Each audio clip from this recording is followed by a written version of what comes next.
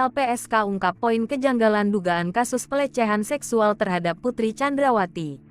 Hingga kini, Rabu tanggal 7 September tahun 2022 kasus terkait pembunuhan Brigadir Yosua masih belum usai. Bahkan beberapa hal kejanggalan perlahan mulai nampak terlihat. Satu contohnya yang disampaikan dari jajaran Lembaga Perlindungan Saksi dan Korban LPSK. Contoh tersebut disampaikan Wakil Ketua LPSK, Edwin Partogi Pasaribu. Didasari karena terdapat sesuatu kejanggalan terkait dugaan pelecehan atau kekerasan seksual yang dilakukan almarhum Yosua terhadap Ibu Putri Chandrawati atau Ibu Pisi.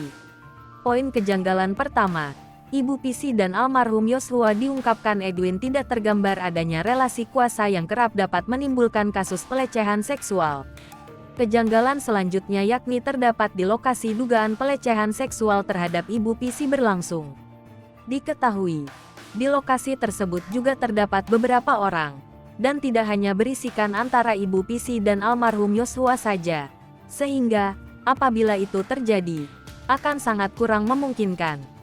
Seusai informasi yang telah didapat pihak LPSK terkait dugaan pelecehan tersebut, diperkirakan juga bahwa tidak mungkin korban yang diduga adalah Ibu Pisi masih ingin bertemu atau berkomunikasi dengan terduga pelaku ialah almarhum Yosua.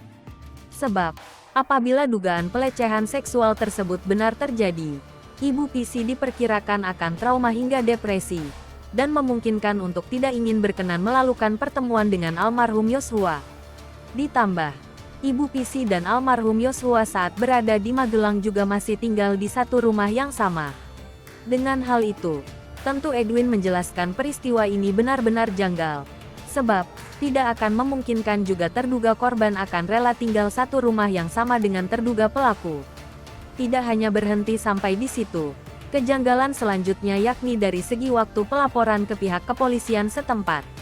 Edwin mempertanyakan perihal jangka waktu dan alasan Ibu Pisi untuk tidak lapor secara langsung ke jajaran kepolisian setempat.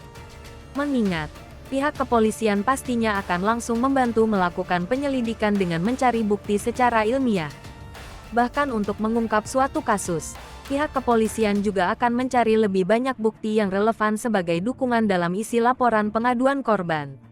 Tapi, hingga kini, penyampaian dugaan kekerasan seksual tersebut hanya bersumber dari penjelasan sepihak Ibu Pisi saja. Maka dari itu, Edwin lebih sepakat hingga saat ini perihal penyampaian yang diungkapkan Kapolri, Jenderal Listio Sigit Prabowo, saat rapat ke Dewan Pendapat Komisi 3 beberapa waktu lalu. Hai pemirsa Sri Popo TV, jangan lupa komen, like, dan subscribe, serta tonton terus berita-berita terupdate lainnya